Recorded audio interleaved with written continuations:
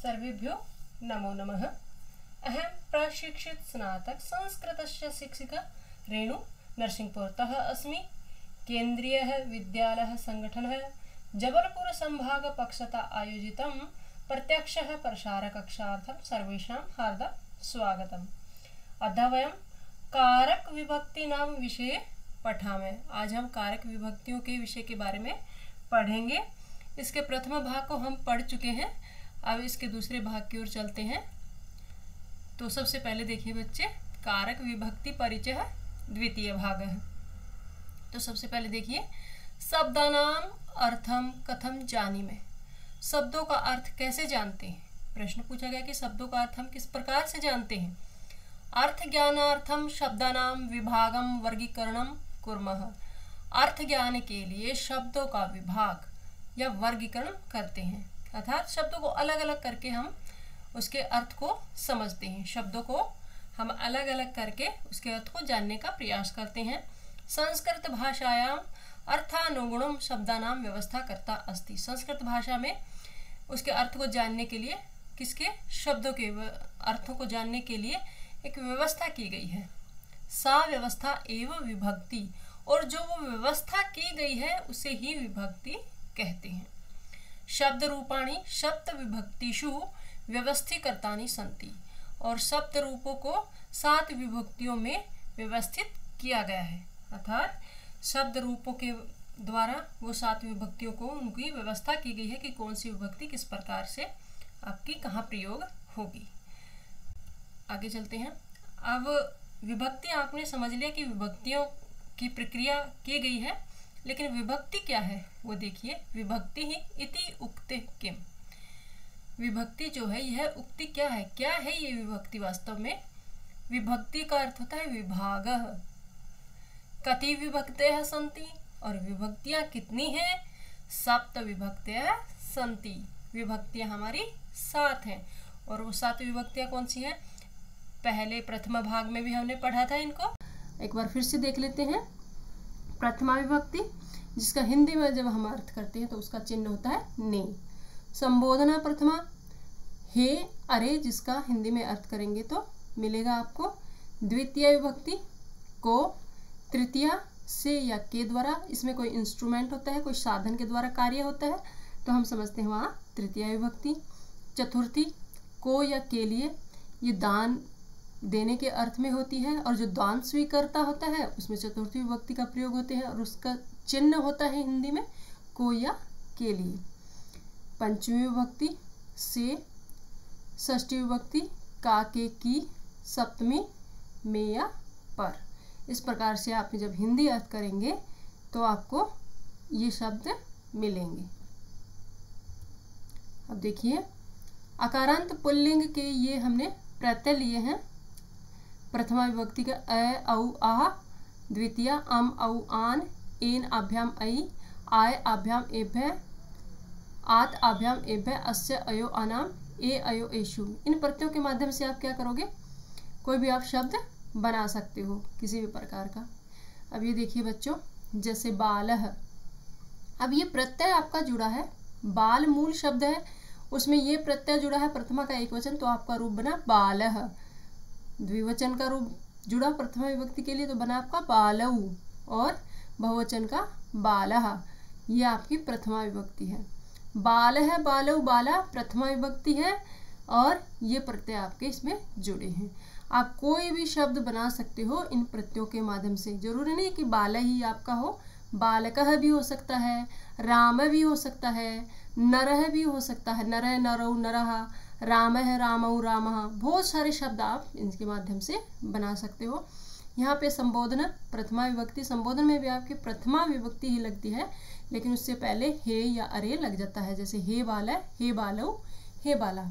Same ही है प्रथमा विभक्ति के और इसके संबोधना प्रथमा के। द्वितीय विभक्ति पर चलते हैं, जैसे बालम। देखिए यहाँ प्रत्यय है अम, और यहाँ बाल मूल शब्द है तो अम प्रत्यय जुड़ा बालम। वैसे बालकम, रामम, इसी प्रकार से आप इन प्रत्ययों के माध्यम से बहुत सारे शब्द बना पाओगे। बालम, बालौ, बालान द्वितीय विभक्ति, और तृतीय विभक्ति के प्रत्यय है एन आभ्याम ऐ, बालेन बालाभ्याम बालई। चतुर्थी का देखिए बालाय बालाभ्याम बालेभ्य। पंचमी देखिए बालात बालाभ्याम बालेभ्य। षष्ठी देखिए बालस्य है बालयोः बालानाम। और सप्तमी में बाले बालयोः बालेषु सप्तमी विभक्ति में। बाल है अकारांत पुल्लिंग शब्द आपका ये है।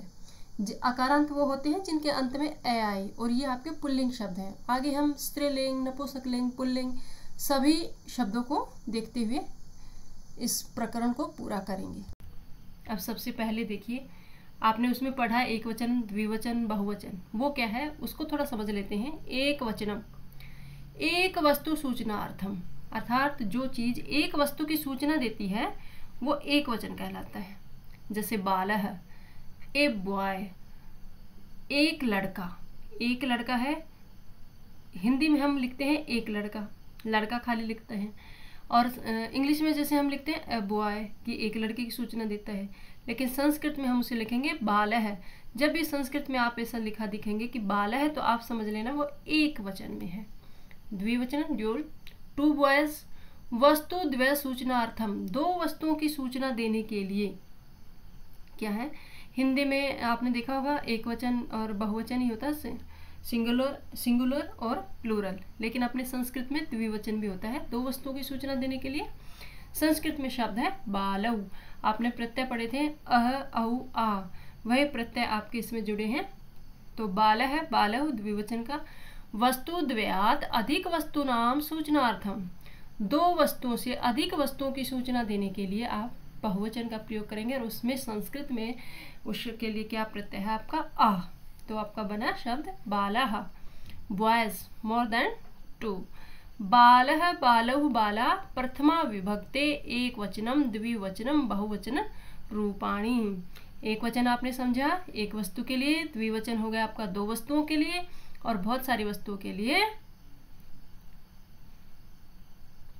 इस प्रकार से आपने देखा बहुवचन रूप। आगे चलते हैं बच्चों, अब एक एक करके विभक्तियों को समझते हैं। देखिए प्रथमा विभक्ति बाले बालहु बाला, हिंदी में करेंगे इसका अर्थ तो एक बालक, बालहु दो बालक, और बाला बहुत बालक। और इंग्लिश में करेंगे तो a boy two boys many boys. अब देखिए द्वितीय विभक्तो बालम बालव बालान, a boy two boys many boys. लेकिन जब इसका हिंदी में हम अर्थ करेंगे तो एक बालक को, दो बालकों को, और बालान बहुत से बालकों को। हिंदी में अर्थ करेंगे तो ये आपके विभक्ति चिन्ह लग जाएंगे। तृतीय देखिए बालेन बालाभ्याम बालई, तो बालक से या बालक के द्वारा, या बालाभ्याम बालकों से। यहाँ पे ये समझिए दो बालकों से है, बालकों से या दो बालकों के द्वारा, और बालई बहुत सारे बालकों से और बहुत सारे बालकों के द्वारा। चतुर्थी विभक्ति देखिए बालाय बालक को या बालक के लिए, बालाभ्याम दो बालकों को या दो बालकों के लिए, और बालेभ्य बालकों को या बहुत सारे बालकों के लिए। पंचमी विभक्ति देखिए बालात बालाभ्याम बालेभ्य, बालक से फ्रॉम अ बॉय, बालकों से यहाँ पे द्विवचन है तो बालकों से दो बालकों से, फ्रॉम बॉयज बालकों से। देखिए हिंदी में जब हम करते हैं तो देखो यहाँ भी बालकों से लिखा है और यहाँ भी बालकों से, लेकिन अपने संस्कृत में बिल्कुल ही अलग है, अलग बिल्कुल पहचान आपको स्पष्ट समझ में आएगा। अगर दो बालकों के लिए है तो बालाभ्याम कोई मतलब हिंदी से बिल्कुल ही अलग है। देखिए बालकों से दोनों सेम है, लेकिन आपको यहाँ समझने में दिक्कत हो सकती है कि कौन से बालकों से, दो बालकों से या दो से अधिक बालकों से। लेकिन अपने संस्कृत में बिल्कुल स्पष्ट है कि बालाभ्याम दो बालकों के लिए आया है और बालेभ्य बहुत सारे बालकों के लिए आया है। षष्ठी विभक्ति देखिए बालस्य है बालयो बालानाम, of a boy of boys of boy. बालक है बालस्य है बालक का के की, बालयो बालकों का के की, यहाँ पे दो के लिए है दो बालकों का या दो बालकों के या दो बालकों की। बाला नाम बहुत सारे बालकों का या बहुत सारे बालकों के या बहुत सारे बालकों की। बाले हैं बालयो बालेशु, सप्तमी विभक्ति में देखिए में यहाँ पर in on a boy, in on a boys, in on a boys. बालक में या बालक पर, दो बालकों में या दो बालकों पर, बालकों में या बालकों पर। संबोधन देखिए, हे बालः, हे बालौ, हे बाला, हे बालक, हे बालको, हे बालको। तो ओ बॉयज, ओ टू बॉयज, ओ मैनी बॉयज। इस प्रकार से आपने इनका हिंदी में किस प्रकार प्रयोग होता है वो देखा। अब हम एक एक करके अच्छे से समझेंगे। सबसे पहले प्रथमा विभक्ति देखिए। बालक मूल शब्द है आपका, एक वचन में, द्विवचन में, बहुवचन में इसके रूप बनाए गए हैं। जैसे बालक के मूल शब्द के पीछे आपका बस प्रत्यय लगे हैं, जैसे बालकः, बालकौ, बालकः। वैसे ही छात्रः, छात्रौ, छात्रः, चषकः, चषकौ, चषकः। इस प्रकार से आपके प्रत्यय लग के शब्द बने हैं। अब देखिए अकारांत पुल्लिंग शब्द प्रथमा विभक्ति के कौन से प्रत्यय थे? ए, औ, आ। आपने पहले भी देखा था, मैंने बताए थे आपको प्रत्यय वही हैं। ये प्रथमा विभक्ति के प्रत्यय हैं, ए, औ, आ। जैसे बालक है, बालको, बालकः। यहाँ देखिए इस प्रत्यय के माध्यम से क्या क्या बना है आपका। बालक है, कृषक है, छात्र है, गायक है। तो आपका क्या है प्रत्यय? एक वचन का, प्रथम विभक्ति के एक वचन का प्रत्यय है अ। बड़े ध्यान से समझिए बच्चों, आपको बिल्कुल भी कठिनाई नहीं होगी आगे समझने में। अकारांत पुल्लिंग शब्द है ये, और उसके लिए प्रत्यय प्रथमा विभक्ति के एक वचन में आपका प्रत्यय लगता है। मूल शब्द है बाल क, बालक, मूल शब्द है बालक, तो प्रत्यय लगा अह, बालक है। अभी आप ये समझ रहे होगे कि ए कहाँ गया। देखिए ये क जो है ये एक व्यंजन है और ये स्वर है, और कोई भी व्यंजन स्वर की सहायता के बिना नहीं बोला जाता। तो इस क के अंदर आपका ए मिल गया है और विसर्ग ये पीछे हैं। ऐसे ही हैं सभी, कृषक है, छात्र है, गायक है। आगे देखिए प्रथमा विभक्ति का द्विवचन का प्रत्यय है औ। बालकौ, छात्रौ, गायकौ, कृषकौ। मैं समझती हूँ बच्चों आपको समझ आ रहा होगा। प्रथमा विभक्ति का बहुवचन का प्रत्यय है अह। जैसे बालकः, छात्रः, गायकः, कृषकः। अब देखिए सोचिक है, सोचिकौ, सोचिकः। ये आपके मूल शब्द हैं, इनके पीछे प्रत्यय लगे हुए हैं। शुनकः, शुनकौ, शुनकः। बलिवर्द है, बलिवर्दौ, बलिवर्दः। सोचिक होता है आपका दर्जी, शुनक होता है कुत्ता। एक दर्जी, दो दर्जी, बहुत सारे दर्जी। एक कुत्ता, दो कुत्ते, बहुत सारे कुत्ते।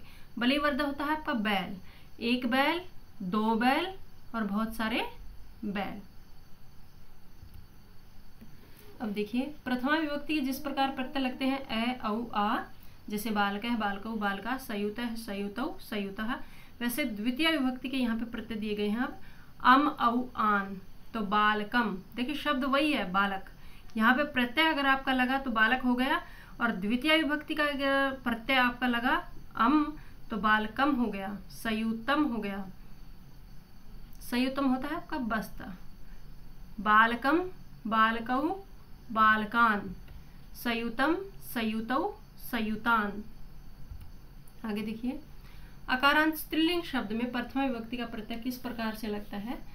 आपने पुल्लिंग के शब्द पढ़े हैं, अभी स्त्रीलिंग के देखिए। अब प्रथमा विभक्ति में स्त्रीलिंग के शब्द में प्रथमा विभक्ति के एक वचन का प्रत्यय होता है आपका आ। महिला, द्विवचन का महिले, ए, और बहुवचन का आह, महिला। घटिका, घटिके, घटिका। जैसे लता, लते, लता। माला, माले, माला।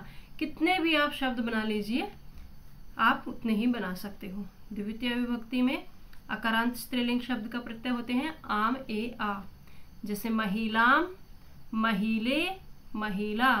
घटिकाम, देखिए आम, घटिका, घटिकाम, घटिका, घटिके, महिला, महिला, घटिका। ठीक है बच्चों। अब देखिए अकारांत नपुंसकलिंग शब्दों में किस प्रकार से आपके प्रत्यय जुड़ते हैं? तो प्रथमा विभक्ति में प्रत्यय जुड़ते हैं अम ए आनी, लेकिन यहाँ देखिए अम ए आनी प्रथमा और द्वितीय विभक्ति के नपुंसकलिंग शब्दों के प्रत्यय आपके सेम रहते हैं। से वनम वने वनानी, पुस्तकम पुस्तके पुस्तकानी। तो नपुंसकलिंगे यथा प्रथमा विभक्ति रूपाणी तथैव द्वितीय विभक्ति रूपाणी। जिस प्रकार से प्रथमा विभक्ति के रूप होते हैं उसी प्रकार से आपके द्वितीय विभक्ति के भी रूप होंगे, तो इसमें कोई अंतर नहीं है। उसी प्रकार से देखिए अकारांत पुल्लिंग द्वितीय एकवचनस्य अन्ते अम इति भवति। अब प्रथमा में जैसे अह जुड़ता है आपका, द्वितीय में आपका जुड़ता है अम। जैसे देश है देशम, देशम देश को, पाठ है पाठम, पाठम पाठ को, विद्यालय है विद्यालयम, विद्यालयम विद्यालय को। एतानि द्वितीय विभक्ति एक वचन रूपाणी सन्ति। ये जो है द्वितीय विभक्ति के एक वचन के रूप हैं। अधुना द्वितीय विभक्ति सर्वाणी रूपाणी पश्यामि। अब हम द्वितीय विभक्ति के सभी रूपों को देखेंगे। ये देखिए अम औ आन, देवम देवौ देवान, छात्रम छात्रौ छात्रान। एक वचन का, द्विवचन का, बहुवचन का रूप है। छात्रम छात्र को, छात्रों दो छात्रों को, छात्रान बहुत सारे छात्रों को। शिक्षकः छात्रम पाठयति, शिक्षक छात्र को पाठ पढ़ाता है। शिक्षकः छात्रौ पाठयति, शिक्षक दो छात्रों को पाठ पढ़ाता है। शिक्षकः छात्रान पाठयति, शिक्षक जो है छात्रों को, बहुत सारे छात्रों को पाठ पढ़ाता है। एक वचनम वाक्यम देखिए, भक्तः देवम नमति, भक्त देव को नमस्कार करता है। यहाँ देखिए ये जो भक्त है वो देव को नमस्कार करता है। द्विवचन का वाक्य देखिए, आरक्षकः चोरस्य हस्तौ बध्नाति, बध्नाति होता है आपका बांधना। आरक्षक सिपाही, सिपाही चोर को हाथों से बांधता है, अर्थात उसके दोनों हाथ यहाँ पे प्रयोग हो रहे हैं। तो हस्तौ, यहाँ पे देवता एक है तो देवम देव को, तो एक वचन का प्रयोग हुआ, यहाँ द्विवचन का प्रयोग हुआ। बहुवचनम वाक्यम देखिए, शिक्षकः छात्रान पाठयति, शिक्षक जो है छात्रों को पाठ पढ़ा रहा है। तो बहुत सारे छात्र हैं तो छात्रान।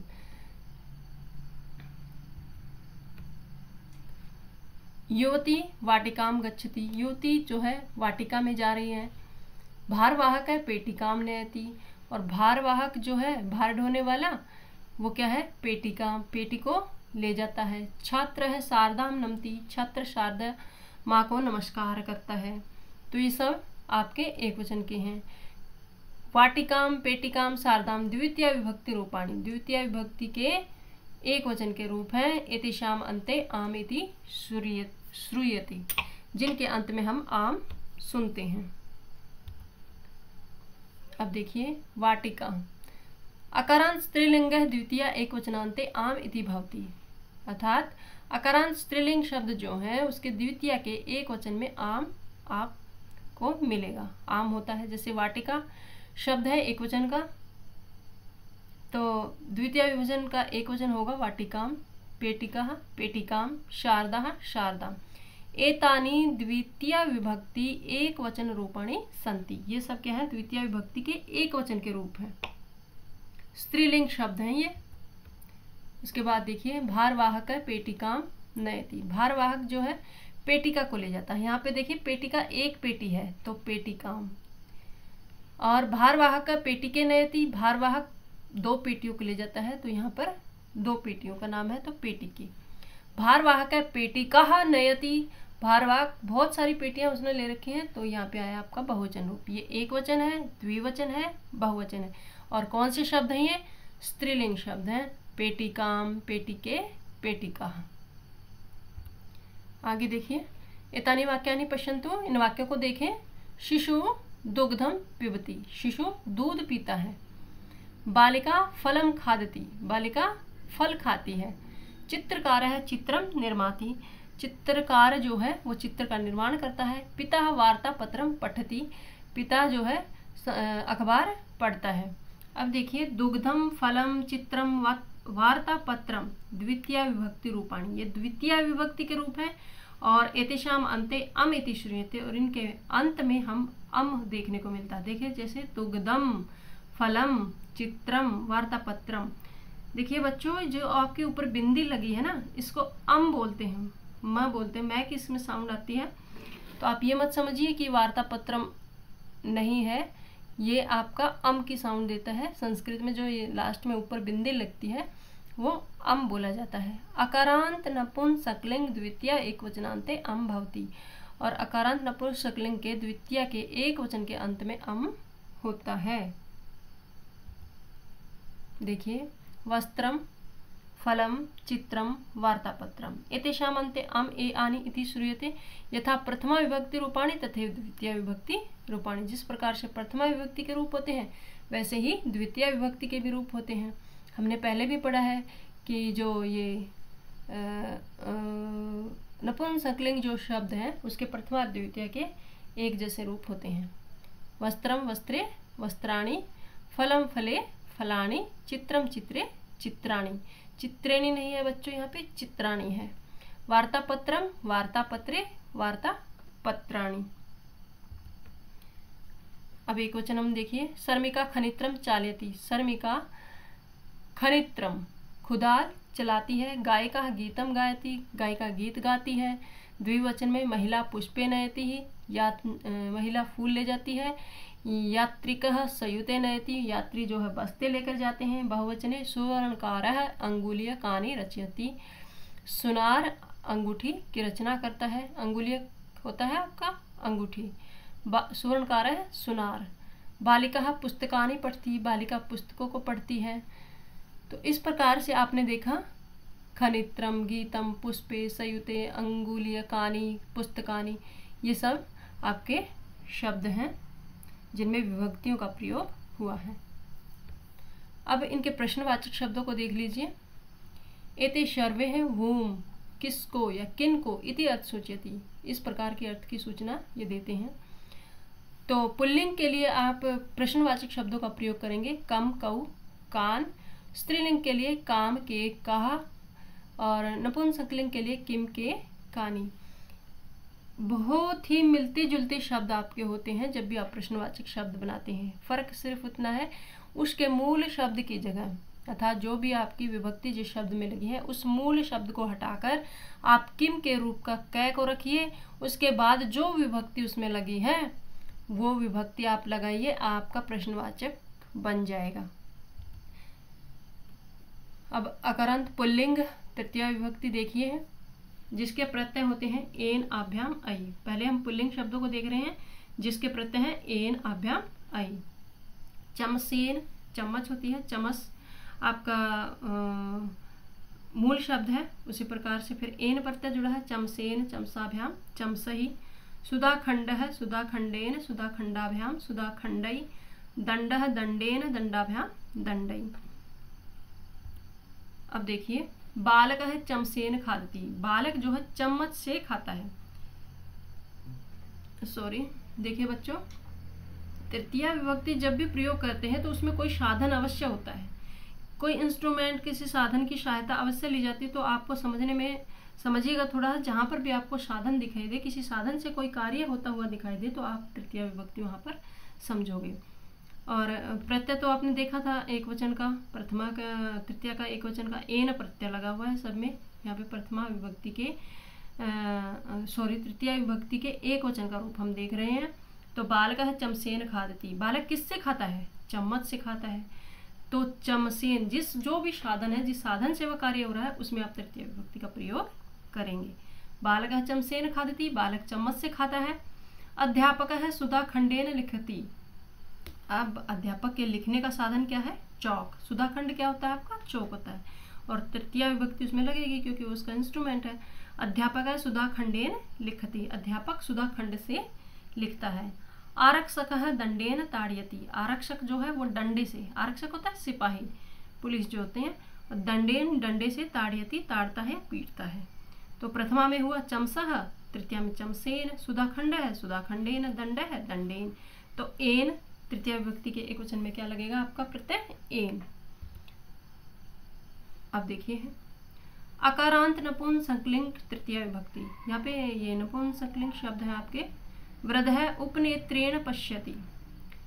अब आपने एक बात नोट की बच्चों कि आपके पुल्लिंग शब्दों में भी एन था और यहाँ पे क्या नपुंसकलिंग शब्दों में भी आपका एन प्रत्यय ही जुड़ता है। एक बात समझ लीजिए, प्रथमा द्वितीया को छोड़कर जितने भी आपके शब्द बनेंगे वो तृतीया चतुर्थी पंचमी षष्ठी सप्तमी जो भी हैं, जितनी भी धातुएं हैं, जितने भी आपके विभक्तियां हैं, उन सब में पुल्लिंग और नपुंसकलिंग के प्रत्यय एक समान रहेंगे प्रथमा और द्वितीया को छोड़कर।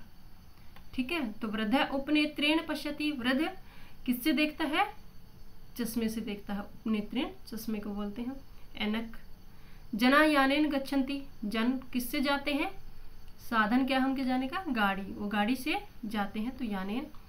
युवकः जलेन वृक्षम सिंचति। तो युवक किससे सींच रहा है वृक्षों को? जल से। तो जल उसका साधन है, तो जल में आपकी तृतीय विभक्ति का प्रयोग हुआ। उपनेत्रम उपनेत्रेण, यानम यानेन, जलम जलेन। अब पुल्लिंग नपुंसकलिंग शब्दानाम तृतीय विभक्ति रूपाणी समानानि भवन्ति। मैंने आपको बताया है कि पुल्लिंग और नपुंसकलिंग शब्द के प्रत्यय एक समान होते हैं तो शब्द भी एक समान ही बनेंगे। हस्तेन हस्ताभ्याम हस्तई, यानेन यानाभ्याम यानई। ठीक है बच्चों, मैं समझती हूँ आपको समझ आ रहा होगा। अब देखिए अकारांत नपुंसकलिंग तृतीय विभक्ति में देखिए यह मूल रूप है। उसके बाद आपके शब्द दिए हुए हैं नेत्रेण नेत्राभ्याम नेत्रैः, पुष्पेण पुष्पाभ्याम पुष्पैः, यानेन यानाभ्याम यानैः, एन आभ्याम आई, ये आपके प्रत्यय हैं। अब स्त्रीलिंग शब्दों को देखते हैं, तृतीय विभक्ति के स्त्रीलिंग शब्दों को, जिसके प्रत्यय हैं अया आभ्याम आभि।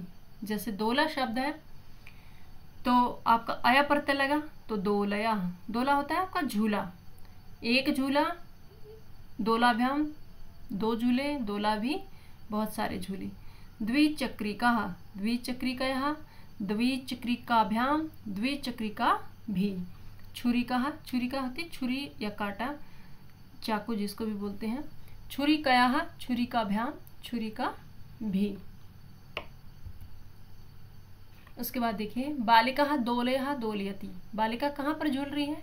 झूले पर। उस बच्ची के झूलने का साधन क्या है? दोला। तो दोलया आपका स्त्रीलिंग शब्द है तो अया प्रत्यय लगा, एक वचन का है रूप, तो क्या है साधन क्या है उसका? झूला। तो झूले में आया आपका तृतीय विभक्ति का रूप। युवक है द्विचक्रिकया गच्छति। युवक किससे जाता है? साइकिल से। द्विचक्रिका दो चक्कर है जिसका अर्थ साइकिल। साइकिल से जा रहा है वो तो उसका साधन है साइकिल, तो इसमें आया आपका तृतीय विभक्ति। महिला छुरी कया कर्तयति। महिला छुरी से काटती है तो उसका साधन क्या है? छुरी, तो आपका इसमें आया तृतीय विभक्ति। तो दोलया द्विचक्रिकया छुरिकया अया जिसके अंत में आए तो स्त्रीलिंग शब्द तृतीय विभक्ति का एकवचन रूप होगा।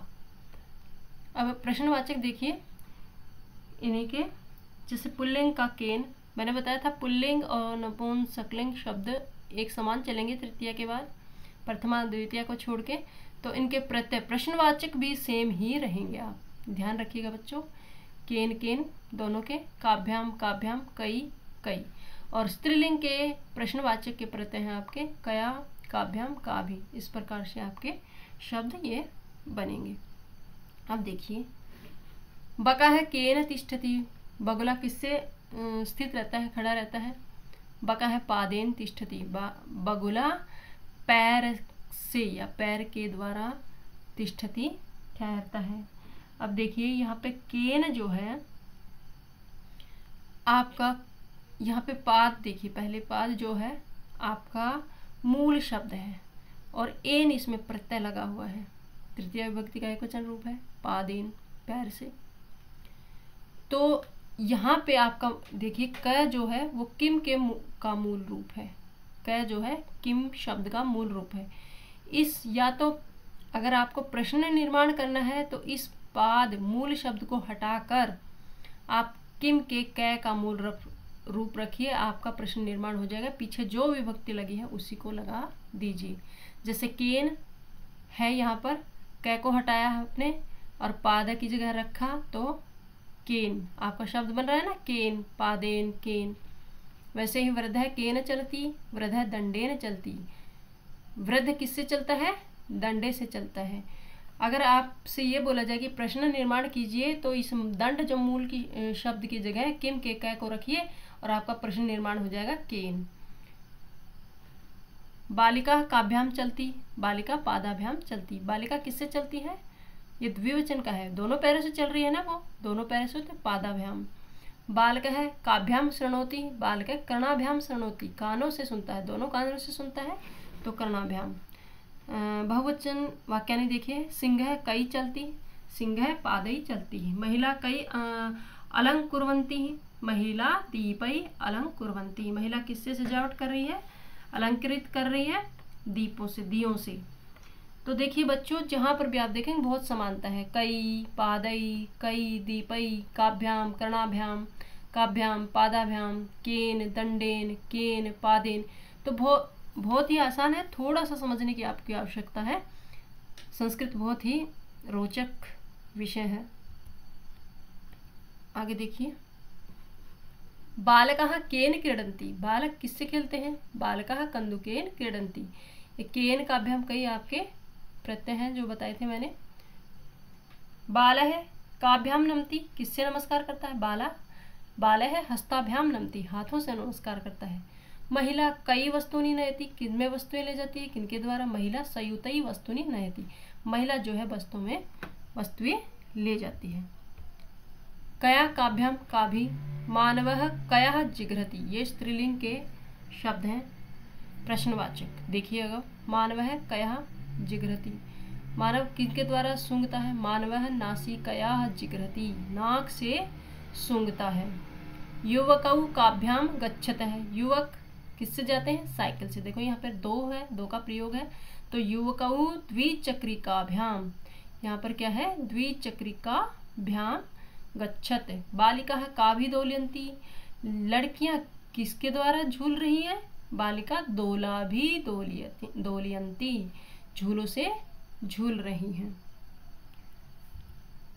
अब एक और शब्द है सह, सह योगे तृतीया विभक्ति। जहां पर भी आपको सह शब्द दिखाई देता है तो वहां पे आप तृतीया विभक्ति का प्रयोग करेंगे, होगा ही होगा। बालक है केन सह गच्छति, बालक किनके साथ जाता है? बालक है जनकेन सह गच्छति, बालक अपने पिता के साथ जाता है। जनक होता है पिता, जनक के साथ। सीता केन सह चलती, सीता रामेण सह चलती। अनुज कया सह क्रीडति, अनुज जो है किसके साथ खेल रहा है? अनुज है अग्रजया सह क्रीडति, अपनी बड़ी बहन के साथ खेल रहा है। आपने कैसे समझा कि यहाँ पे बड़ी बहन ही कहा गया? वो छोटी भी तो हो सकती है। अब ये देखिए, अग्र, अग्र माने पहले, जया माने जो उत्पन्न होता है, जो पहले पैदा होता है, तो वह बड़ा कहलाता है। तो अनुज है अग्रजया सह क्रीडति। अब हम चतुर्थी विभक्ति को देखेंगे बच्चों। प्रथमा, द्वितीय और तृतीय हम पढ़ चुके हैं, चतुर्थी विभक्ति देखते हैं। देखिए, माता बालकाय दुग्धम ददाति, माता जो है बालक को दूध देती है। देखो इसमें दान देने की प्रक्रिया का विवरण आप देखेंगे। जैसे किसी को कोई चीज दी जाती है और जो चीज जो ले रहा होता है, जिसको जो चीज मिलती है ना, उसमें आपको चतुर्थी विभक्ति का प्रयोग मिलेगा। जैसे माता बालकाय दुग्धम ददाति, हमने इसका चिन्ह पढ़ा था को या के लिए, ठीक है। माता बालक के लिए दुग्धम ददाति, माता बालक को क्या दूध देती है? बालक के लिए दूध देती है। देने वाला कौन है? माता। लेकिन माता में हमने चतुर्थी नहीं लगाई। अब दूध ले कौन रहा है? जो ले रहा है जो चीज, उसमें हम चतुर्थी विभक्ति का प्रयोग करते हैं। तो बालक आए, तो बालक ले रहा है, मूल शब्द बालक है, चतुर्थी विभक्ति हमने लगाई तो बालक आए। अनुजा अग्रजाय मधुरम ददाति, अनुजा जो है अपने बड़े भाई को मिठाई देती है। तो दे कौन रहा है? अनुजा, अनुज होता है छोटा, अनुजा आ रहा है ना, तो स्त्रीलिंग शब्द है। अग्रजाय तो जो पहले पैदा हुआ अर्थात बड़ा भाई को मधुरम मिठाई ददाती देती है। जनकः पुत्राय धनम यच्छति। जनक होता है पिता, पिता पुत्र को धन देता है। तो पुत्राय, दे कौन रहा है? पिता, लेकिन ले कौन रहा है? पुत्र, तो पुत्राय धनम यच्छति। चतुर्थी विभक्ति के एक वचन का आपका प्रत्यय है आय। तो प्रथमा विभक्ति में जैसे हम प्रयोग करते हैं बालका है, चतुर्थी में बालका है। प्रथमा विभक्ति में पुत्र है और चतुर्थी विभक्ति में पुत्राय। समझ रहे होंगे बच्चों। तो हमने प्रथमा विभक्ति के एक वचन का प्रत्यय पढ़ा आय। अब ये द्विवचन के और बहुवचन के देख लिए। आय आभ्याम एभ्य, बालकाय बालकाभ्याम बालकेभ्य, अनुजाय अनुजाभ्याम अनुजेभ्य, पुत्राय पुत्राभ्याम पुत्रेभ्य। देखिए अभी हमने देखा था कि तृतीया के बाद सभी समान चलेंगे। ये देखिए आय आभ्याम एभ्य, यहाँ पर भी वही प्रत्यय है और अकारांत नपुंसकलिंग चतुर्थी विभक्ति में भी वही प्रत्ययों का प्रयोग हुआ है। आय आभ्याम एभ्य, ज्ञानाय ज्ञानाभ्याम ज्ञानेभ्य, फलाय फलाभ्याम फलेभ्य, मित्राय मित्राभ्याम मित्रेभ्य। अब पुल्लिंग और नपुंसकलिंग शब्दों में अंतर नहीं है, लेकिन स्त्रीलिंग शब्दों में अंतर है।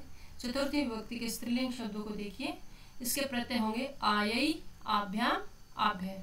जैसे राधा मूल शब्द है राधायई, छात्रा छात्रायई, शिक्षिका शिक्षिकायई, राधाभ्याम छात्राभ्याम शिक्षकाभ्याम, राधाभ्य छात्राभ्य शिक्षिकाभ्य। अब देखिए एक और शब्द है आपका नमः। यत्र भवति, नमः यत्र भवति तत्र चतुर्थी विभक्ति भवति। नमः है जहाँ पर भी आपको शब्द मिल जाए तो वहाँ पर हमेशा चतुर्थी विभक्ति होती है। यथा कृष्णाय नमः, देखो नमः शब्द आया, उससे पहले आपका कृष्ण शब्द है मूल। अगर नमः आ गया तो आपको चाहे कोई भी कंडीशन हो आपको आय अर्थात लगाना ही लगाना है। आय प्रत्यय है चतुर्थी विभक्ति का, तो कृष्णाय नमः, कृष्ण को नमस्कार, ये कृष्ण के लिए नमस्कार। रामाय नमः, श्री राम को नमस्कार। महापुरुषेभ्यः नमः, महापुरुषों को नमस्कार, ये महापुरुषों के लिए नमन। अब देखिए दान अर्थ में चतुर्थी विभक्ति का प्रयोग कहाँ होता है? दान अर्थ में। अभी हमने पढ़ा था कि पिता पुत्र को देता है, माता पुत्र को दूध देती है, पिता अपने लड़के को धन देता है। तो दान अर्थ में आपने देखा, इच्छा अर्थ में, जहाँ पर भी आपकी कोई इच्छा है तो वहाँ पर भी चतुर्थी विभक्ति का प्रयोग करते हैं। जो कोई चीज़ आपको पसंद है, आपको बहुत अच्छी लगती है, तो वहाँ पर भी आप चतुर्थी विभक्ति का प्रयोग करेंगे। प्रसिद्धि में भी आप चतुर्थी विभक्ति का प्रयोग करेंगे और नमः के योग में भी आप चतुर्थी विभक्ति का प्रयोग करेंगे। तो एक बार देख लीजिए द्विवचन वाक्यानि। पिता बालिकाभ्याम मोदकम ददाति। पिता जो है बालिकाभ्याम, यहाँ दो हैं लड़कियां, दो हैं, तो बालिकाभ्याम मोदकम, मोदकम होता है लड्डू, ददाति देता है। बालकः शिक्षिकाभ्याम उपहारम ददाति। जो बालक है वो दो शिक्षिकाओं को उपहार दे रहा है। देखो दो शिक्षिका है यहाँ पर पिक्चर में, देखिए तस्वीर में देखिए, ये बालक है, ये दो आपके अध्यापिकाएं हैं, उनको उपहार दे रहा है। तो आपका शिक्षिकाभ्याम। बहुवचन वाक्यानि देखिए, शिक्षिका छात्रेभ्यः पुस्तकानि यच्छति। शिक्षिका छात्रों को पुस्तकें देती है, बहुत सारी छात्रों को वो पुस्तकें दे रही है। नेता महिलाभ्यः वस्त्राणि वितरति। नेता जो है महिलाओं के लिए वस्त्रों का वितरण कर रहा है, अर्थात वस्त्र उनको बांट रहा है। तो महिला भय, यहाँ लेने वाला कौन है? महिला, तो महिला भय, तो महिलाओं के लिए आया चतुर्थी विभक्ति का बहुवचन रूप है ये। आगे देखिए बच्चों प्रश्नवाचकः। तो पुल्लिंग के लिए कस्मई काभ्याम केभ्यः, नपुंसकलिंग शब्दों के लिए भी कस्मई काभ्याम केभ्यः, स्त्रीलिंग शब्दों के लिए आपके आएंगे कश्यई, यहाँ पर कस्मई है और यहाँ पर कश्यई, काभ्याम काभ्य। ये आपके प्रश्नवाचक हुए। तो बच्चों आशा करती हूँ आपको अच्छे से समझ में आया होगा। तो अगले भाग में फिर से मिलेंगे, तब तक के लिए धन्यवाद।